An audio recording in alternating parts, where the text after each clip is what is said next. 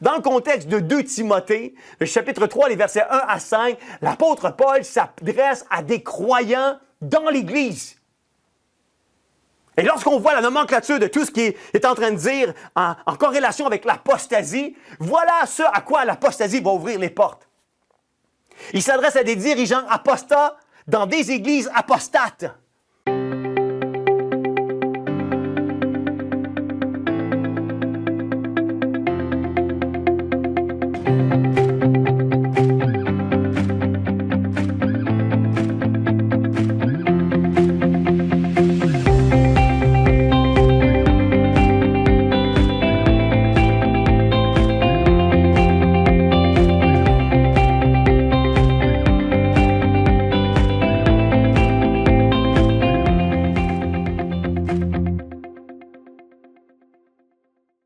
Bonjour, je suis tellement content de vous retrouver aujourd'hui. Ça fait un moment que j'ai apporté la parole dans le cadre de l'émission théologique. Et aujourd'hui, je suis vraiment honoré, privilégié de pouvoir vous emmener ce que Dieu a vraiment placé sur mon cœur. Le titre de mon message que j'ai pour vous aujourd'hui, c'est « Apostasie versus réforme ». Et j'aimerais qu'on puisse adresser quelques points à travers ce message ensemble aujourd'hui. Nous allons voir ensemble, premièrement, qu'est-ce que la définition de l'apostasie. Deuxièmement, nous allons regarder aujourd'hui ensemble comment reconnaissons-nous l'apostasie.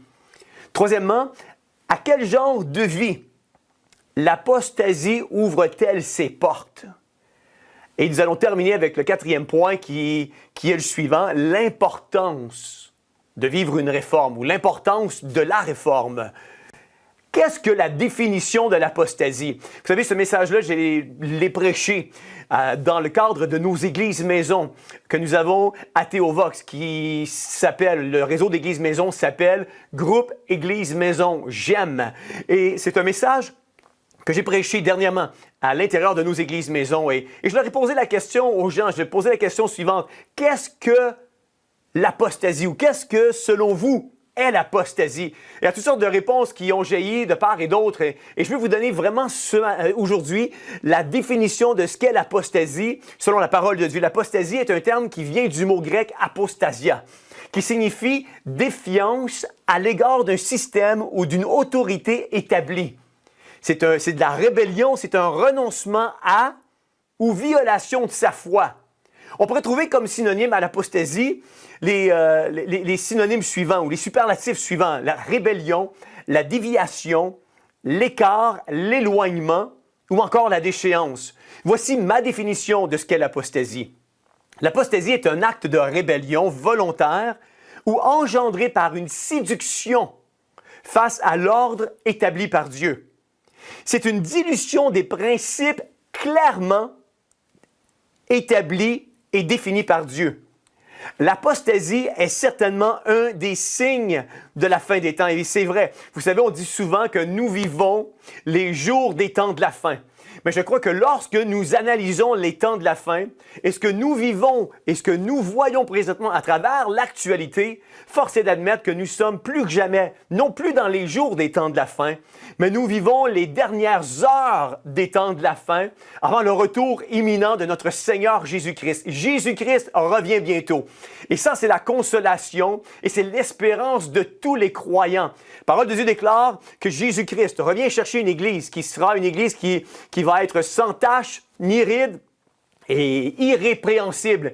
Et voilà que nous sommes dans les heures des temps de la fin, précédant le retour du Seigneur Jésus-Christ qui très bientôt viendra chercher son Église. Et ça, c'est l'espoir de chacun des croyants, de chacune des croyantes.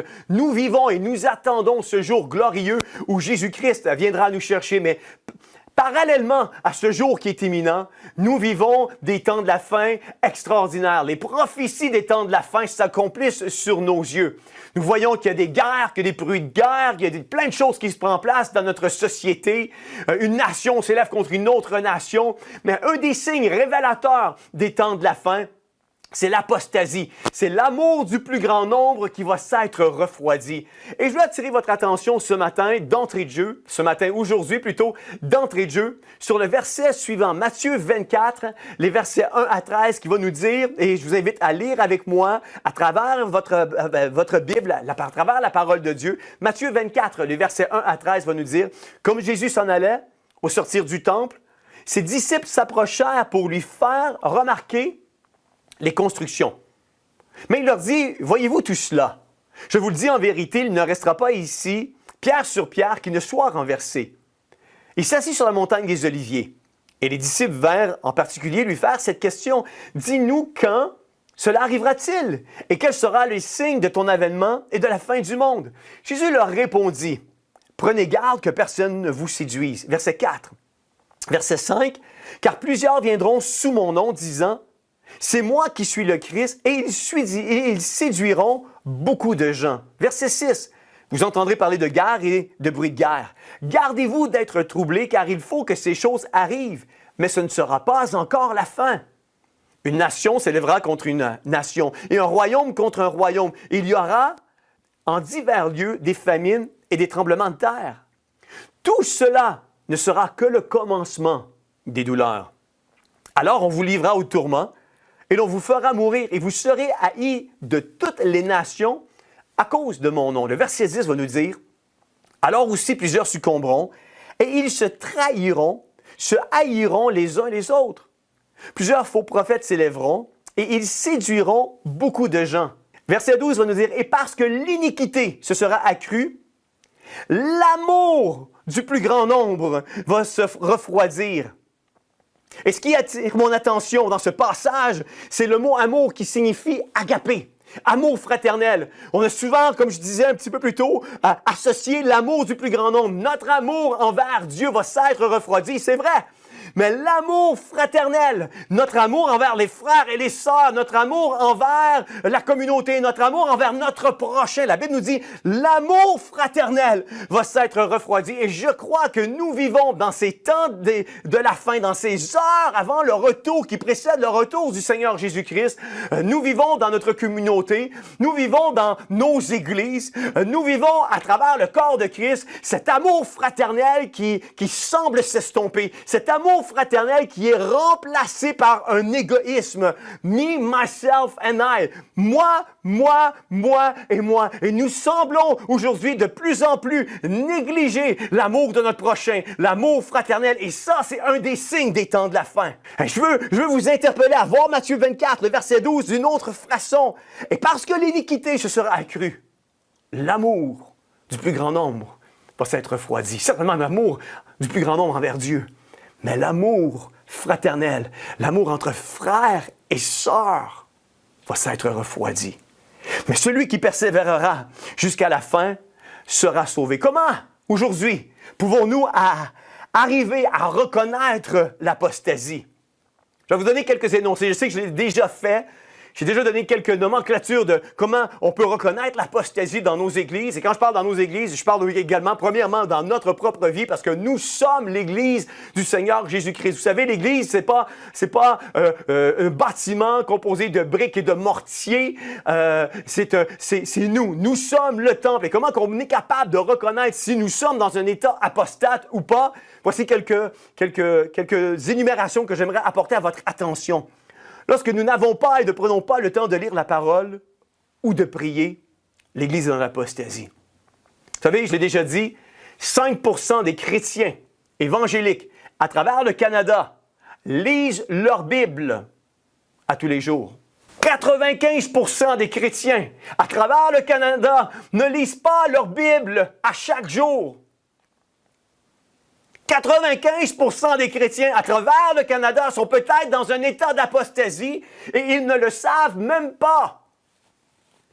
De là l'importance, dans les heures des temps de la fin, dans les heures précédant le retour du Seigneur Jésus-Christ, à désirer terminer la course, à achever le bon combat de la foi, à s'enraciner dans la parole de Dieu. Lorsque nous ne parlons jamais de Jésus-Christ, l'Église est dans l'apostasie. La parole de Dieu dira, c'est de l'abondance du cœur que la bouche parle.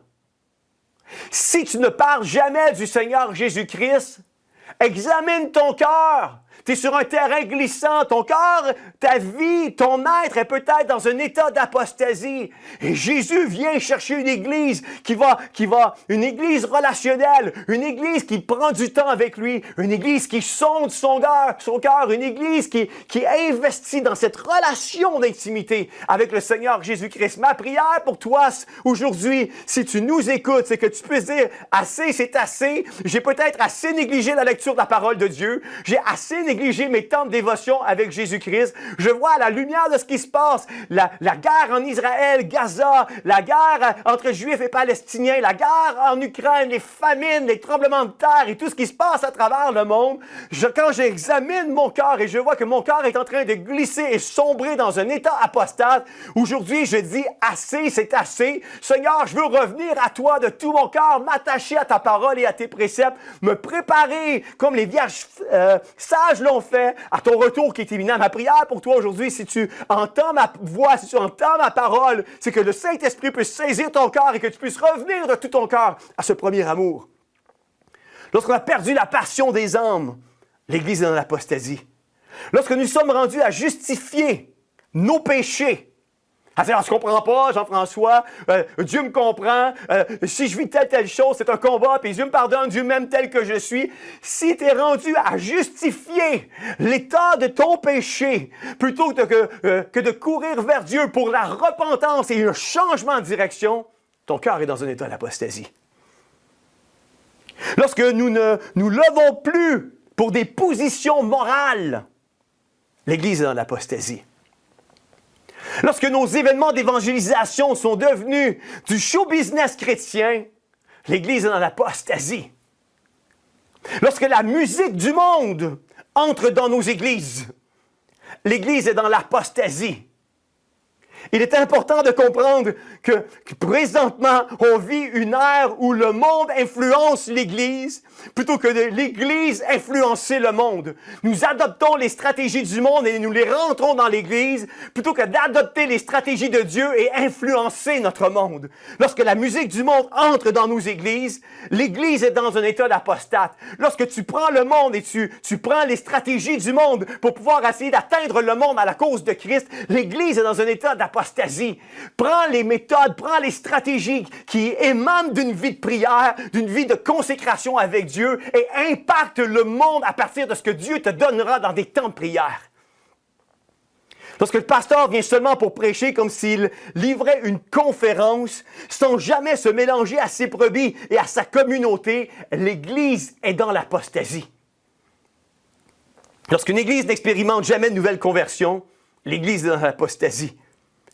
Lorsque nous prêchons des demi-vérités sans prêcher l'entièreté de la parole de Dieu, y compris le retour de Christ, le péché, la sainteté et la sanctification, bref, un évangile qui est maximisé, total et entier, l'Église est dans l'apostasie.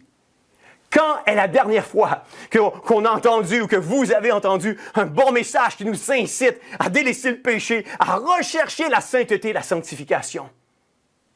Nous avons mis ça de côté pour essayer d'avoir et de toucher une foule. Nous mesurons le succès aujourd'hui dans nos églises, malheureusement, par le nombre de personnes qui y adhèrent, qui sont présents au service du dimanche matin. Dieu ne nous a pas appelés à remplir un bâtiment, mes amis.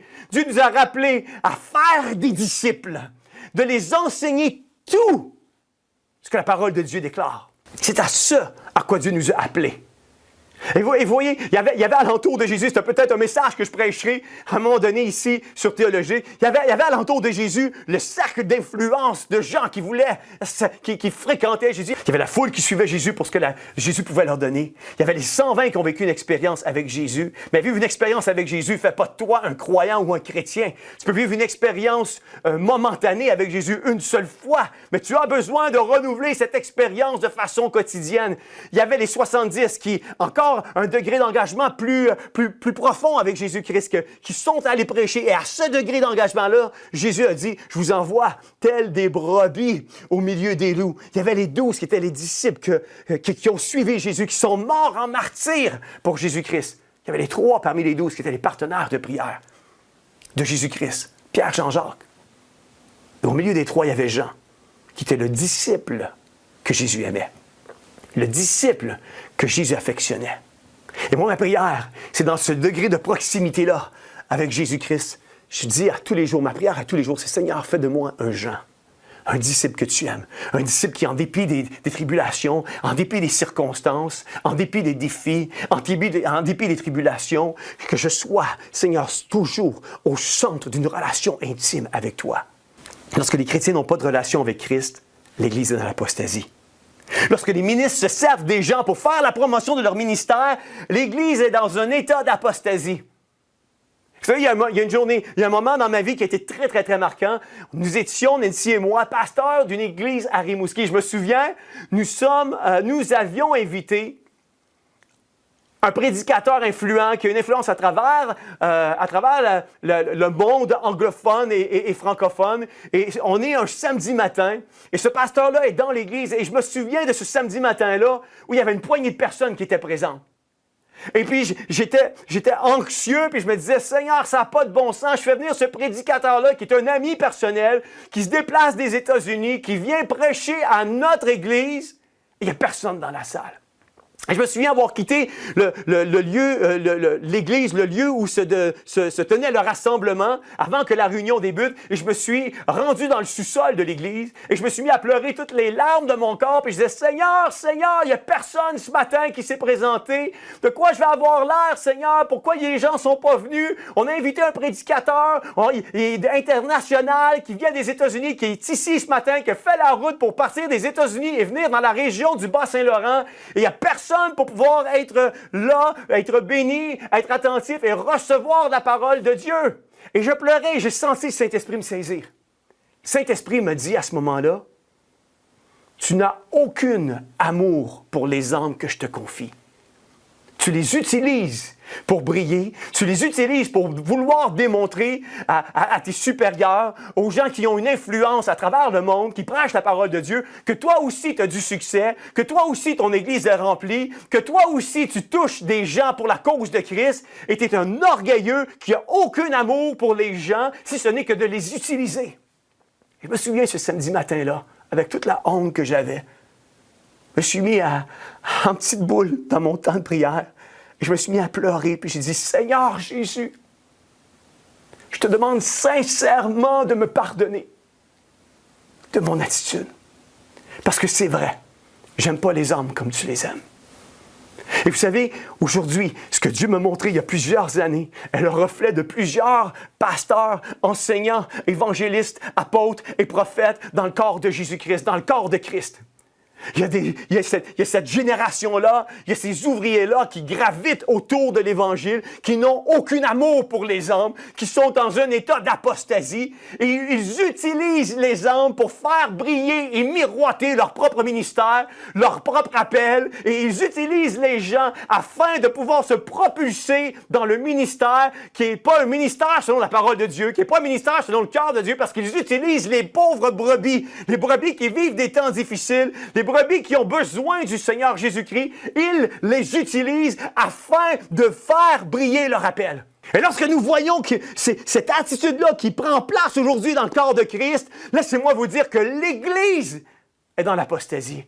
Le cœur de ces pasteurs, de ces enseignants, de ces apôtres, de ces prophètes est dans l'apostasie. Nous devrions avoir ce cœur qui prie, qui demande à Dieu, Seigneur Jésus, baptise-moi aujourd'hui de baptême de ton amour.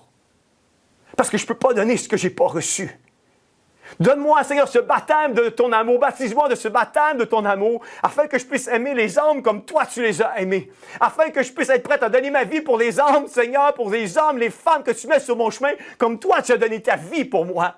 Que cette prière puisse devenir une réalité, devenir une prière du quotidien, à chaque jour de notre vie, afin que tous ceux et celles que Dieu mettra sur notre chemin, nous puissions les aimer pour qui ils sont, et non pas pour ce qu'ils peuvent nous apporter. Lorsque les yeux sont fixés sur ce que l'Église peut me donner, plutôt que ce que je pourrais apporter à l'Église est dans l'apostasie. Lorsque l'étude de la parole fait de toi un intellectuel, plutôt qu'un disciple de Jésus-Christ, tu es dans un état d'apostasie.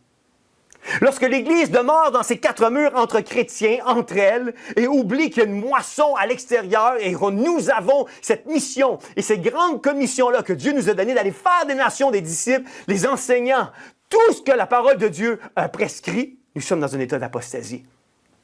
Lorsque nous ne confrontons plus le péché, l'Église est dans l'apostasie. Aujourd'hui, nous ne confrontons plus le péché, bien au contraire, nous l'accueillons, nous le justifions, nous l'excusons à l'intérieur de nos églises. Aujourd'hui, il y a des églises qui permettent à des gens qui ont des vies débridées, qui ont des vies non conformes à ce que la parole de Dieu déclare, à être sur le stage le dimanche matin, à jouer de la musique parce qu'on est plus consciencieux, on n'est plus préoccupé à offrir un temps de louange où ce que la musique, elle est bonne, où ce que le jeu de lumière est parfait, où ce que même de la boucane qu'on fait sortir, on est plus préoccupé à avoir un service 5 étoiles que de rechercher la présence de Dieu. Je préfère louer Dieu avec un guitariste sous l'onction qu'un band qui vit dans le compromis. Que nos cœurs, on a une responsabilité de défendre et de protéger la plateforme afin de pouvoir faire en sorte que ceux et celles qui sont impliqués dans un ministère visible, public, puissent avoir une vie en corrélation avec ce que la parole de Dieu déclare. Oh, alors, nos vies sont loin d'être parfaites. Mais il y a une différence entre de vivre et excuser le péché et de tomber. Seigneur, si j'ai tombé, je te demande pardon. Et mon pardon implique un changement de comportement. Lorsque nous ne confrontons plus le péché, l'Église est en apostasie. Lorsque le monde s'infiltre dans l'Église, l'Église est apostate. Lorsque le monde influence davantage l'Église que l'Église le monde, l'Église est dans un état d'apostasie. À quel genre de vie l'apostasie ouvre-t-elle ses portes? Et c'est sur ce sujet que je veux vous entretenir ce matin. Les textes que nous utiliserons principalement sera tiré de 2 Timothée 3, les versets 1 à 5, et 2 Timothée 4, les versets 3 et 5. Mais juste avant, laissez-moi vous donner brièvement le contexte de la 2e épître de Paul à Timothée. À ce moment-là, tous en Asie mineure avaient abandonné l'apôtre Paul, sauf Onésphore et Luc qui était resté avec lui. À ce stade-ci, l'Église d'Éphèse s'était attachée encore davantage à une théologie corrompue et une conduite impie et débridée, contraire à ce que la parole de Dieu déclare. L'hérésie, l'apostasie et même la persécution s'étaient envenimées. Dans ces circonstances, l'apôtre Paul implore Timothée à 2 reprises d'aller le retrouver. Le message de l'épître est le suivant. Paul passe ici le flambeau à son fils en la foi et l'exhorte de persévérer avec force et fidélité dans un contexte extrêmement difficile. Après avoir incité Timothée à rechercher l'excellence dans sa prédication et dans son enseignement, l'apôtre Paul l'informe maintenant de l'opposition que ceux-ci lui vaudront. Pour la 2e fois dans sa lettre, on retrouve dans 1 Timothée 4, 1 verset 3 et 2 Timothée 3, les versets 1 à 5, l'apôtre Paul prophétise sur les temps de la fin. Il va dire, sache que dans les derniers jours, il y aura des temps difficiles. Et croyez-moi que nous vivons ces temps difficiles et nous n'avons pas fini de les vivre, nous allons les vivre à un rythme effréné, tel les douleurs d'une femme qui précède son accouchement. Habituellement, le mot « temps », je redis le verset, sache que dans les derniers jours, il y aura des temps difficiles. Habituellement, le mot « temps » est souvent traduit dans la Bible par le mot grec « chronos », qui, comme le terme l'indique, traite le temps de façon chronologique. Mais là, on ne parle pas du mot « chronos ». Dans le contexte du verset ici, sache que dans les derniers jours, il y aura des temps difficiles, on parle du mot grec « kéros » qui désigne des périodes, des saisons, des époques, des ères, des moments où il va y avoir ces contractions et ces temps difficiles-là qui vont venir. Ces temps périlleux deviendront de plus en plus fréquents et intenses, alors que les périodes intermédiaires de tranquillité relative, telles que nous avions déjà connues, deviendront de moins en moins fréquentes et paisibles. Bref, dans les heures des temps de la fin, qui précèdent le retour du Seigneur Jésus-Christ, il y aura de moins en moins de temps paisibles et de plus en plus de temps où nous allons vivre des contractions, des moments difficiles. Et on peut le voir. Si vous êtes comme moi et vous suivez l'actualité d'une façon régulière, on voit présentement dans le monde un accroissement. C'est comme si depuis 2020, depuis cette pseudo-pandémie, il y a de plus en plus des contractions qui s'intensifient. Il y a eu la pandémie, maintenant on met un emphase sur les changements climatiques. Il y a eu la guerre Ukraine-Russie. Maintenant c'est Gaza, Israël, la Palestine. Et on voit que de moins en moins de temps de répit, les contractions se font de plus en plus rapprochées. L'apôtre Paul va être très spécifique de ces périodes de danger. Et si, dans le contexte, sache que dans les derniers jours, il y aura des temps difficiles. Il va parler des hommes qui vont être égoïstes, amis de la chair, fanfarons, hautains, calomniateurs. L'apôtre Paul est très spécifique ici dans sa description de ces périodes de danger. Ici, par le mot « homme », les hommes seront égoïstes. Par le mot « homme », il ne désigne pas l'humanité en général. Il ne parle pas de monsieur, madame, tout le monde. Il ne parle pas de l'humanité en général, ou le monde qui est perdu, qui ne connaît pas le Seigneur Jésus-Christ. Mais il va parler des croyants. Il va parler des dirigeants dans le corps de Christ, des dirigeants de l'Église du Seigneur Jésus-Christ. Les hommes, donc, qui non seulement confessent le nom de Christ, mais qui se proclament croyants, ministres, prophètes, pasteurs, enseignants, évangélistes. Dans le contexte de 2 Timothée, le chapitre 3, les versets 1 à 5, l'apôtre Paul s'adresse à des croyants dans l'Église.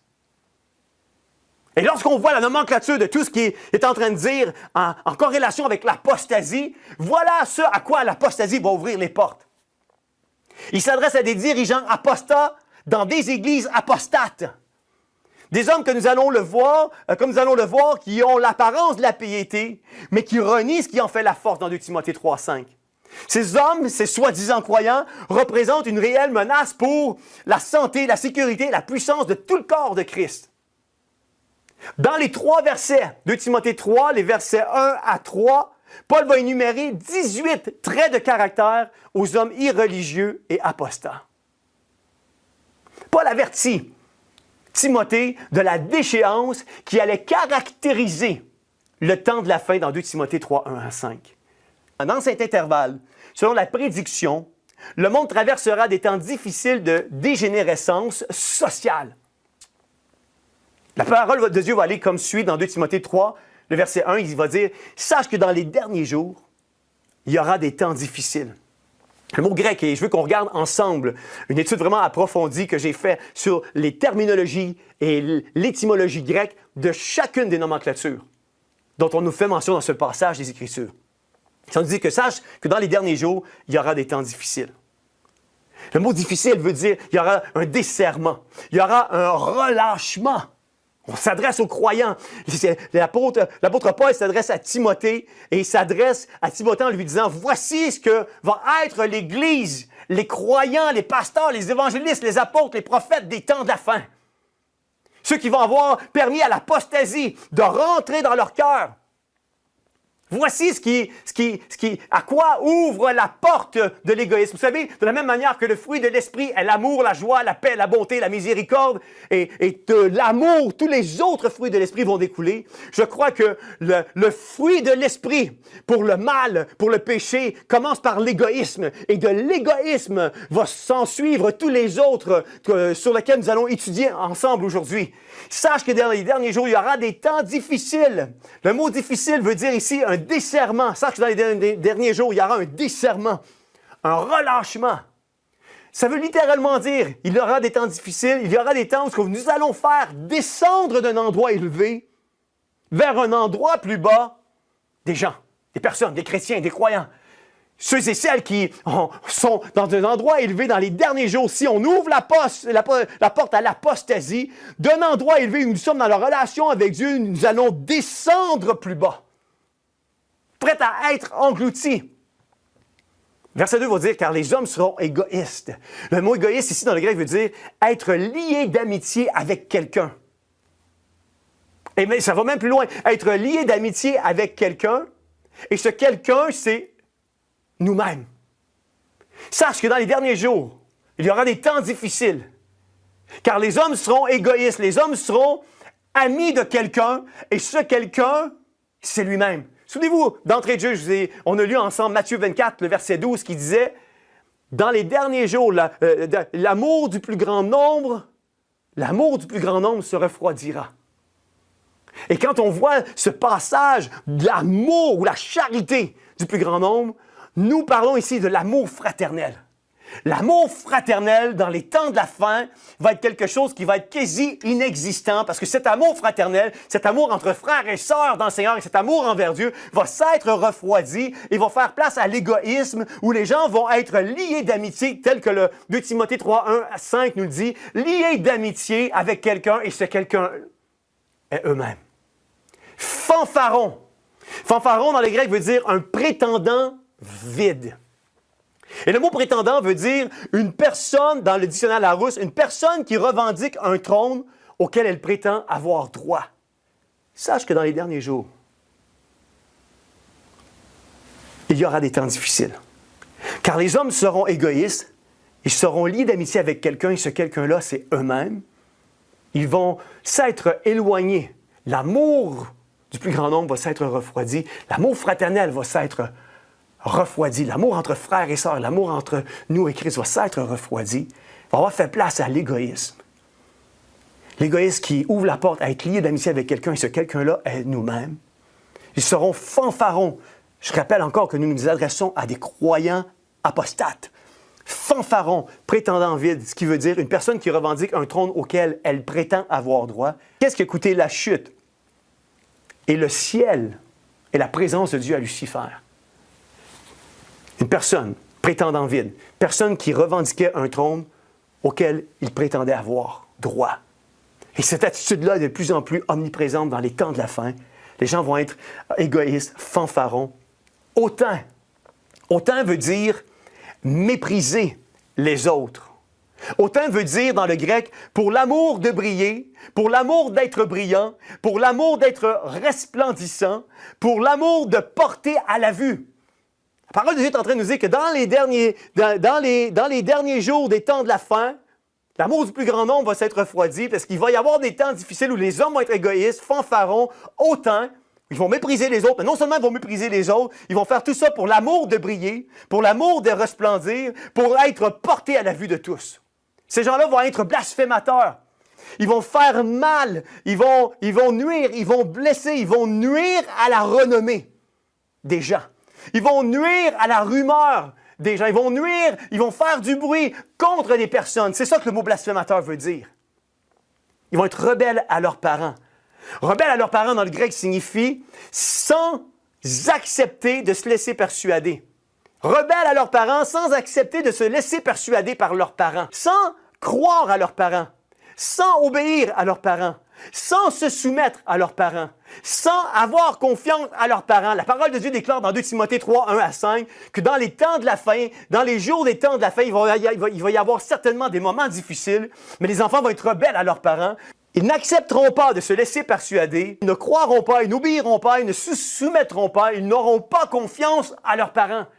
Et combien sont avec moi aujourd'hui pour dire que nous voyons aujourd'hui plus que jamais des enfants qui sont rebelles à leurs parents, qui ne parlent plus à leurs parents, qui ne croient plus leurs parents. Et lorsque nous voyons seulement la charte de l'enfant qui a été érigée, rédigée par l'OMS et l'ONU, nous voyons que l'enfant est devenu un enfant roi à qui nous donnons aujourd'hui beaucoup trop de droits. Ce qui amène l'enfant à être rebelle, ce qui amène l'enfant à sans croire, sans obéir, sans se soumettre, sans avoir confiance en leurs parents. Je me souviens un jour, j'ai eu une discussion avec mon fils. On parlait de politique. Et mon fils a des allégeances politiques différentes des miennes, à l'époque du moins, avait des allégeances politiques différentes des miennes. Et je me souviens, on avait un débat par rapport à des valeurs morales dans notre société. Et mon fils m'avait dit, « Papa, quand tu me parles, je te crois jamais. » Je sais pas pour si... Puis mon fils était à 15-16 ans à ce moment-là. Et je sais pas pour vous, mais si vous êtes un papa ou même une maman et qu'un de vos enfants nous dit ça, c'est comme un poignard qui transperce notre cœur. Et je me souviens à ce moment-là, lorsque mon fils m'avait dit « Papa, lorsque tu me parles, je te crois jamais », je me suis dit « Wow! » Et j'ai répondu à mon fils du tac au tac et je disais à mon fils « Sais-tu mon fils, tu as le droit de ne pas me croire. quand je parle. Ça t'appartient. Mais tu n'as pas le droit de croire quelqu'un d'autre au détriment de faire tes propres recherches et d'arriver à tes propres conclusions. Et aujourd'hui, nous vivons dans une société où les enfants vont dans nos écoles publiques, sont influencés par une propagande idéologique contraire à la parole de Dieu, ne font pas leurs recherches, nous ne les outillons pas non plus à revendiquer et à défier ce qui est enseigné. Nous devrions être de ceux qui défions nos enfants à revendiquer, à défier ce qui est enseigné et les encourager à faire leurs propres recherches afin qu'ils puissent arriver à leurs propres conclusions. Parce que lorsque nous arrivons à nos propres conclusions après un travail de recherche, ces conclusions-là deviennent inévitablement des convictions qui vont nous faire marcher avec posture, avec crainte et tremblement, et qui vont toujours nous ramener plus près du cœur de Dieu. Rebelles à leurs parents. Ingrat. Ingrat veut dire ici sans donner gracieusement, sans pardonner. Irreligieux veut dire sans religion, sans morale, sans sainteté. Il va dire au verset 3, insensible, sans aucune affection naturel, sans chérir avec affection, vont être déloyaux, calomniateurs. Le mot calomniateur ici, utilisé dans 2 Timothée 3, est le mot en grec diabolos. Il semble y avoir vraiment un lien très mince et très fin entre la calomnie et le diable. Et ceux et celles qui sont aux prises avec ce problème-là de calomnier, de dire des faussetés, des méchancetés, de toujours critiquer, de murmurer, abaisser les gens autour de vous, vous êtes dans un terrain dangereux, vous ouvrez la porte à l'apostasie, vous épousez le diable littéralement, parce que la calomnie est un lien, est une nature, est une racine qui vient directement du pit de l'enfer et qui vient du diable directement. Diabolos est le mot grec pour traduire calomnie. Calomniateur. Prompt à la calomnie, accusant faussement. Intempérant. Sans autocontrôle. La parole de Dieu va même dire, dans le grec, intempérant, sans aucune puissance. Sans force souveraine, sans pouvoir. Je vous rappellerai encore qu'ici, on parle de chrétiens apostates, de chrétiens qui ont ouvert la voie à l'égoïsme, de chrétiens des temps de la fin, qui s'autoproclament chrétiens de nom, chrétiens nominaux, mais qui dans l'apparence s'autoproclament chrétiens de nom, mais qui dans les faits n'ont aucune substance. Cruel, mais la parole de Dieu va dire sauvage, non apprivoisé, ennemi des gens de bien, opposé à la bonté et aux hommes de bien. Non amoureux de la bonté. Verset 4, traître, emporté. Emporté veut dire être téméraire. Enflé d'orgueil, aimant le plaisir. Et le mot plaisir ici dans le grec veut dire lié d'amitié avec quelqu'un. Et ce quelqu'un-là, c'est le plaisir, la volupté, la passion. Lié d'amitié avec le plaisir, la volupté, la passion. Traître, emporté, enflé d'orgueil, aimant le plaisir, lié d'amitié avec le plaisir, la volupté, la passion, plus que Dieu. Ayant l'apparence, le mot grec ici, c'est morphosis, qui évoque une forme extérieure comme une silhouette qui constitue le contour imprécis ou l'ombre de quelque chose. Wow! C'est comme si, ayant l'apparence, ils ont l'apparence, c'est comme une forme extérieure, comme une silhouette qui constitue, par exemple, un contour qui est imprécis. Il n'y a pas de substance, il y a quelque chose qui manque, mais ils ont l'apparence, ils sont morphosis, qui évoque une forme extérieure, comme une silhouette qui constitue le contour imprécis ou l'ombre de quelque chose. À l'instar, par exemple, des scribes et des pharisiens, les égoïstes ne s'intéressent qu'à l'apparence au dehors de la coupe et du plat, alors qu'au-dedans, ils sont pleins de rapine et d'intempérance. Les gens égoïstes, cette église apostate que l'apôtre Paul dénonce, cette église apostate, alors que l'apôtre Paul est en train de vouloir passer le flambeau à son fils dans la foi, son fils spirituel Timothée, il est en train de lui dire, cette église-là, auquel tu es appelé, auquel tu es appelé à prêcher la parole de Dieu, c'est une église qui va avoir peut-être, qui auront certainement l'apparence de la piété, mais il n'y a pas de substance, il n'y a pas de racine, il n'y a pas de profondeur, tout ce qu'ils sont dans le paraître, ils ne sont pas dans l'être, et Dieu nous appelle à être dans l'être, à être intègre, à être authentique, à être vrai. Le sol fertile pour que Dieu puisse opérer des changements dans chacune de nos vies, c'est l'authenticité. Pendant des années, on a fréquenté l'Église. Pendant des années, peut-être pour vous qui m'écoutez à la maison, vous êtes allé à l'église en revêtant le dimanche matin un masque parce qu'on ne voulait pas que les gens puissent percevoir qui on était. Parce que si on laissait percevoir qui on était, puis on laissait percevoir qu'on pouvait avoir des luttes contre un certain péché, on avait peur d'être sur les estrades. On avait peur des répercussions parce qu'il y a eu un moment où lorsqu'on avouait qu'on avait des péchés ou qu'on avait des luttes ou qu'on avait des combats, la seule chose qui suivait la confession, c'était « tu peux plus t'impliquer, tu peux plus faire de la musique, tu peux plus diriger la louange, tu peux plus être à l'école du dimanche, règle tes problèmes et quand tu seras un chrétien qui, selon moi, porte vraiment les fruits de la repentance, nous pourrons te réutiliser. » Et ça, on a fait énormément de tort à l'Église. Et je parle pas là, de justifier quelqu'un qui vit dans le péché. L'apôtre Paul a renié Jésus, l'apôtre Pierre, pardonnez-moi, a renié Jésus 3 fois. Avec imprécation, avec des sacres. A renié Jésus, littéralement. A tombé, a péché. Un péché qui pouvait sembler être impardonnable. Dans un moment d'humilité, l'apôtre Pierre confesse son péché. Demande pardon à Jésus. La semaine d'après, l'apôtre Pierre est en train de prêcher. 3000 âmes sauvées. Trop souvent, on joue à l'Église. Trop souvent, on joue à l'Esprit Saint. Laissons Dieu être Dieu. Laissons le Saint-Esprit convaincre. Prêchons la parole de Dieu. Et laissons la folie de la prédication faire son œuvre à travers la main agissante du Saint-Esprit qui change, qui libère, qui délivre, qui guérit, qui pardonne, qui restaure, encore aujourd'hui. Ayant l'apparence, morphosis, qui évoque une forme extérieure, comme une silhouette, qui constitue le contour imprécis ou quelque chose. Ne soyons pas des chrétiens d'apparence. Cessons de jouer à l'Église. Ceux et celles qui sont perdants à jouer à l'Église sont les personnes eux-mêmes qui jouent à l'Église. Jésus revient bientôt. Cessons de jouer à l'Église. Combattons le bon combat de la foi. Finissons et achevons la course correctement. Ce qui s'est passé il y a 5 ans, 10 ans, 2 ans, 1 an, une journée, c'est du passé. Aujourd'hui, que le Saint-Esprit de Dieu parle à votre cœur. Que le Saint-Esprit de Dieu parle à ton cœur. Relève-toi.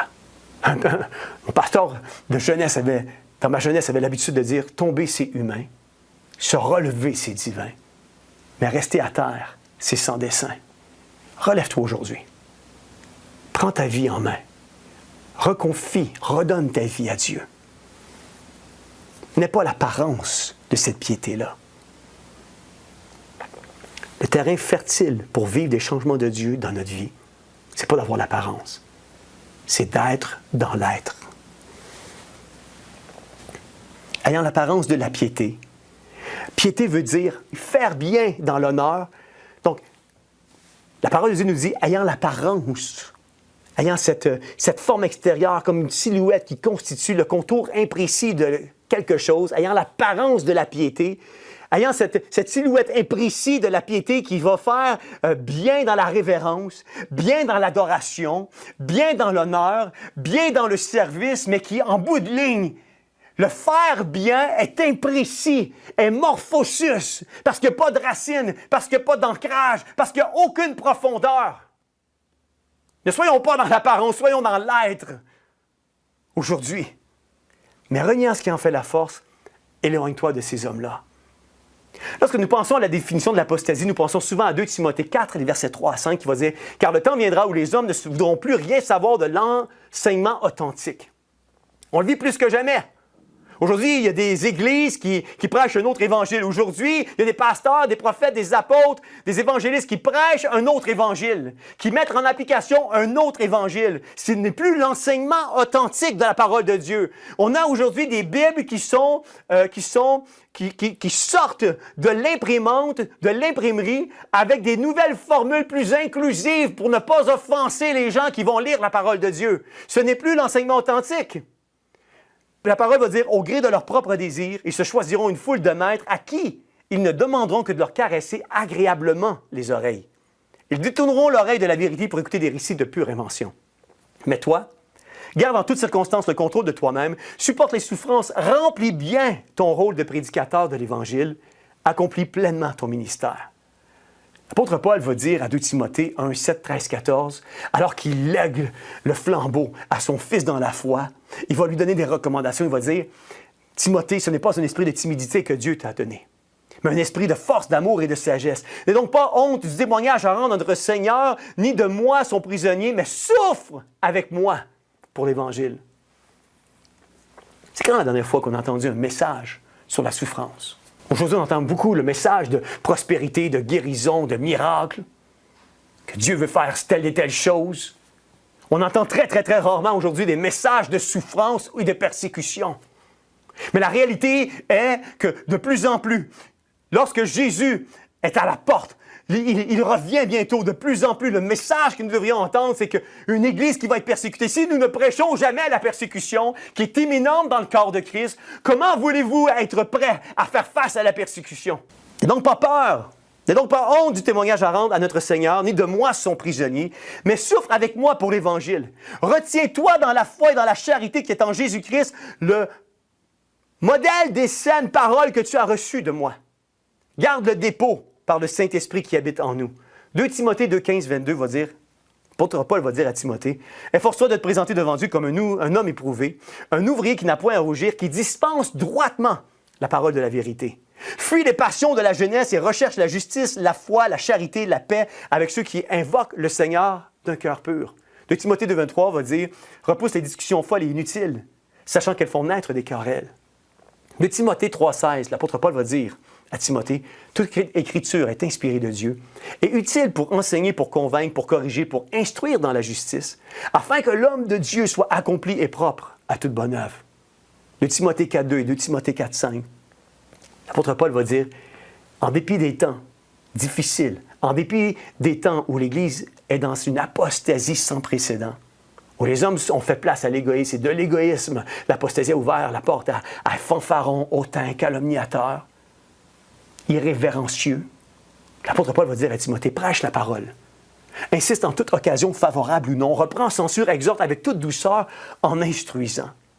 Il va dire au verset 5, mais toi, garde en toutes circonstances le contrôle de toi-même, supporte les souffrances, remplis bien ton rôle de prédicateur de l'Évangile, accomplis pleinement ton ministère. L'apostasie s'installait à chaque fois que le peuple d'Israël s'adonnait aux pratiques des cultures étrangères de l'époque, c'est-à-dire à chaque fois qu'il ne prenait plus position par rapport aux commandements donnés par Dieu. Cette attitude apostate précédait toujours une prise de position par rapport à des débats et des enjeux moraux en lien avec ce que la Bible déclare. En fait, le manque de position et de posture face à une culture libérale et contre Dieu a toujours engendré l'apostasie. En d'autres termes, à chaque fois dans l'histoire que nous avons dissocié la théologie des enjeux libéraux et des valeurs morales adressées dans la parole de Dieu et poussées par le diable et le monde, le résultat de cela a toujours été marqué par l'arrivée pernicieuse de l'apostasie. Matthieu 5,10 va nous dire « Heureux ceux qui sont persécutés pour la justice, car le royaume des cieux est à eux. » Matthieu 10, 22 va dire « Vous serez haïs de tous à cause de mon nom, mais celui qui persévérera jusqu'à la fin sera sauvé. » Jean 15, 18, 19 va nous dire « Si le monde vous haït, sachez qu'il m'a haï avant vous. Si vous étiez du monde, le monde aimerait ce qui est à lui, mais parce que vous n'êtes pas du monde et que je vous ai choisi du milieu du monde, à cause de cela, le monde vous haït. » Jean 15, 20 va nous dire « Souvenez-vous de la parole que je vous ai dite, le serviteur n'est pas plus grand que le maître. S'ils m'ont persécuté, ils vous persécuteront. S'ils ont gardé ma parole, ils garderont aussi la vôtre. » Jean 7, 7, la fin du verset va dire « Le monde a de la haine pour vous, parce que j'atteste que ses actions sont mauvaises. » Si le monde ne te persécute jamais, si le monde n'a aucune manifestation de haine à ton égard, c'est peut-être parce que tu ne communiques pas le bon message. Si le monde ne te persécute jamais, si le monde n'a aucune manifestation de haine à ton égard, c'est peut-être parce que tu ne communiques pas le bon message. C'est peut-être parce que tu n'attestes jamais que les actions du monde sont mauvaises. C'est parce que tu représentes nullement la vie de Christ. C'est peut-être pas un réel représentant de Jésus là où il t'a placé. C'est que tu n'es pas le sel de la terre et la lumière du monde. Pourquoi? Parce que la vraie lumière de Christ expose la noirceur du péché. Elle interpelle les gens à changer. Elle engendre indéniablement une remise en question dans nos pensées et elle nous pousse à sonder notre cœur et s'analyser. Le docteur Bob Jones Senior a dit un jour, lorsque l'Église affecte le monde, il y a un réveil. Lorsque le monde affecte l'Église, c'est l'apostasie. J'avais écrit cette pensée suivante un jour, il y a quelque temps. L'apostasie est entrée dans l'Église à cause d'un manque de prise de position de celle-ci sur des débats moraux, ce qui a eu pour conséquence de soustraire la persécution qui, elle, la persécution, alimente toujours le feu de notre consécration. Mes amis, c'est plus le temps de jouer à l'Église. Jésus revient bientôt. Mes frères et sœurs, il est temps de se relever, de terminer la course du bon pied, de combattre le bon combat. Je crois que l'une des raisons pour lesquelles, ça c'est Charles Spurgeon qui a dit ça, je crois que l'une des raisons pour lesquelles l'Église a actuellement si peu d'influence sur le monde, c'est que le monde a actuellement beaucoup d'influence sur l'Église. Dieu vous appelle, Dieu nous appelle à vivre une réforme. C'est quoi une réforme? Et je termine avec ce point-là en conclusion. La réforme, c'est le rétablissement dans l'ordre, dans l'ancienne forme. En fait, c'est un retour aux sources. Selon le dictionnaire biblique, la réforme est un retour aux sources. Lorsque nous cherchons dans la Bible le mot réforme, voici quelques versets qu'on nous donne. N'oubliez pas, le mot réforme, c'est un retour aux sources. Dieu nous appelle à réformer l'Église. Et quelle était l'Église primitive à l'époque du Seigneur Jésus-Christ? L'Église était constituée de 2, 3 personnes, 4 personnes, de quelques rassemblements qui se faisaient dans les maisons. Ils fractionnaient le pain, ils priaient les uns pour les autres. Il y avait cette communion fraternelle, il y avait ce partage autour d'un bon repas, autour de la parole de Dieu, où on échangeait, on se défiait. Et c'est ce que nous sommes. Nous sommes chez Théovox, un réseau également d'églises-maisons qui nous rencontrons à travers le Québec. Il y a des églises-maisons un peu partout à travers le Québec. Et c'est ça, Dieu nous appelle à réformer l'Église, à revenir à ce que l'Église était aux sources. Du temps du livre des Actes des Apôtres, à fractionner, à manger, à communier ensemble, à se défier ensemble, à prier les uns pour les autres. Vous savez, ma sœur, à un moment donné, avait délaissé la foi pendant plusieurs années et elle s'est mise, il y a plusieurs années qu'on a débuté les églises-maisons, elle s'est mise à se joindre à une de nos églises-maisons. Et je me souviens, à un moment donné, on est en train d'avoir un repas, un échange, ma sœur et moi, et ma sœur m'a dit, Jean-François, c'est fou, c'est malade, c'est incroyable. Puis qu'est-ce qu'il y a? Elle dit, Jean-François, j'ai grandi plus en 2 ans à travers un réseau d'églises-maisons, à fraterniser, à échanger, à prier, à communiquer, à fraterniser, à échanger, à partager la parole de Dieu, à entendre ce que les autres avaient à dire par rapport à un tel verset. J'ai grandi plus en 2 ans qu'en 40 ans de vie chrétienne. Je crois que nous sommes à l'ère d'une nouvelle époque, d'une nouvelle tendance où Dieu veut pas se glorifier à travers un homme, Dieu veut se glorifier à travers un réseau des hommes et des femmes de toute la cabine, riches, pauvres, vieux, moins vieux, jeunes, enfants. Dieu veut utiliser chacun d'entre nous pour que nous puissions être en mesure d'échanger, de parler, de défendre, de combattre, de prier, de lire, de louer, d'adorer, de former d'autres prédicateurs. C'est pas normal qu'aller dans nos églises locales, on est capable de reproduire plusieurs ministères, éducation chrétienne, jeunesse, et plusieurs ministères des hommes, ministères des femmes, chorales, mais nous ne sommes pas capables de reproduire des prédicateurs de la parole de Dieu. Un réseau d'églises-maisons, c'est pas un réseau où tu viens, tu t'assois et tu fais rien. Dans nos églises traditionnelles, tu peux rentrer, recevoir. Il y a des gens dans nos églises que vous avez l'équivalent d'une maîtrise en théologie. Ça fait 40 ans que vous allez à l'église semaine après semaine, mais quand vous sortez, vous faites rien avec l'enseignement qui vous a été communiqué. On vit des temps de la fin. Dieu nous appelle à la grande commission d'aller faire des nations des disciples, de se tenir loin de l'apostasie. Commence à prêcher Jésus-Christ, c'est l'antidote contre l'apostasie. Commence à vivre pour Jésus, c'est l'antidote à l'apostasie. Commence à te lever et à réaliser que le lundi matin, lorsque tu vas travailler, tu es dans le champ missionnaire. Lorsque tu es dans ta famille, tu es dans le champ missionnaire. Lorsque tu sors dehors et tu fais ta pelouse, c'est le champ missionnaire dans ton voisinage. Dieu nous a appelés pas à l'apathie, mais à l'activité, à servir, à proclamer son nom, à pouvoir avoir cette relation intime avec lui. C'est de l'abondance du cœur que la bouche parle. Que nous puissions mettre de côté l'apostasie, l'égoïsme et tout ce qui s'ensuit, mais revendiquer, aller chercher vraiment tout ce que Dieu a pour chacune de nos vies.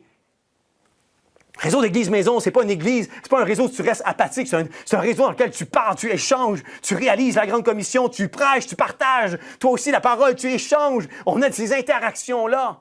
Et c'est ce que nous faisons à l'intérieur de notre réseau d'église maison chez Théovox. Un retour aux sources. Lorsque nous cherchons dans la Bible le mot réforme, voici quelques versets qu'on nous donne. Samuel dit, à 1 Samuel 7,3, Samuel dit à toute la maison d'Israël, si c'est de tout votre cœur que vous revenez à l'Éternel, réforme. Voici ce qui s'ensuit. Ôtez du milieu de vous les dieux étrangers et les astartés. Enlève ce qui n'est pas de Dieu. La réforme commence par enlever ce qui n'est pas de Dieu dans nos vies. Dirigez votre cœur vers l'Éternel et servez-le lui seul. Et il vous délivrera de la main des Philistins. Josué 24, les versets 14 à 24 va dire, maintenant, craignez l'Éternel et servez-le avec intégrité et fidélité. Réforme! Faites disparaître les dieux qu'ont servi vos pères de l'autre côté du fleuve et en Égypte. Choisissez aujourd'hui qui vous voulez servir, ou les dieux que servaient vos pères au-delà du fleuve, ou les dieux des Amoréens dans le pays desquels vous habitez. 1 Roi 15, les versets 12 à 13. Réforme! Il ôta du pays les prostituées, et il fit disparaître toutes les idoles que ses pères avaient faites. Et même, il enleva la dignité de la reine Amaka, sa mère, parce qu'elle avait fait une idole pour Astarté. Réforme. Réformons. Seigneur, réforme notre cœur. Seigneur, aujourd'hui, réforme notre cœur, réforme nos pensées, réforme l'Église, réforme le christianisme. Que nous puissions délaisser, Seigneur, un christianisme pharisianique et religieux pour s'adonner à tout ce que tu as de plus merveilleux pour chacun d'entre nous. Réformons l'Église. Réformons nos vies. Apocalypse 2,5 va dire, « Souviens-toi donc d'où tu es tombé, repens-toi, réforme, pratique tes premières œuvres, reviens à ce que tu étais, sinon je viendrai à toi, j'ôterai ton chandelier de sa place, à moins que tu ne te repentes. » La prière aujourd'hui, en conclusion, c'est que nous puissions réaliser que nous vivons les heures des temps de la fin, que Jésus-Christ revient très bientôt, et il revient chercher cette Église qui va être pure, sans tache, irrépréhensible. Une Église qui va se tenir loin de l'apostasie, loin de l'égoïsme, qui va réaliser les temps dans lesquels nous sommes et qui va tout faire pour pouvoir s'accrocher à Dieu, s'enraciner dans sa parole, répondre à son appel, à la grande commission, prêchant un évangile authentique, vrai et réel et intègre, déclarant ce qu'on retrouve dans la parole de Dieu d'un couvercle à l'autre, même les choses qui font peut-être moins notre affaire, qui va changer de comportement, qui va embrasser cette vie de sainteté et cette vie de sanctification. La bonne nouvelle aujourd'hui, c'est qu'il n'est pas trop tard. C'est que si tu te retournes vers le Seigneur Jésus-Christ, si tu crois dans ton cœur, la parole de Dieu va nous dire, si tu confesses de ta bouche le Seigneur Jésus-Christ, et si tu crois dans ton cœur que Christ l'a ressuscité des morts, tu seras sauvé. Ce n'est pas la prière de repentance qui sauve. Enfin, la parole de Dieu va nous dire dans Jean 3,16, « Car Dieu a tant aimé le monde qu'il a donné son Fils unique, afin que quiconque croit en lui, et le lui ici a deux propriétés. Le lui veut dire, afin que quiconque croit en lui, dans son cœur, en lui, en Jésus-Christ, notre Seigneur et notre Sauveur, ne périsse point, mais qu'il ait la vie éternelle. Car Dieu a tant aimé le monde, afin que quiconque croit en lui, ne périsse point, mais qu'il ait la vie éternelle. La même Bible va nous dire, je l'ai dit précédemment, que si tu confesses de ta bouche le Seigneur Jésus-Christ, et si tu crois dans ton cœur que Christ l'a ressuscité des morts, tu seras sauvé. Ma prière pour vous, en terminant, c'est que vous puissiez réaliser les temps dans lesquels nous sommes, alors que dans l'actualité foisonne de nouvelles qui nous communiquent que Jésus-Christ est à la porte.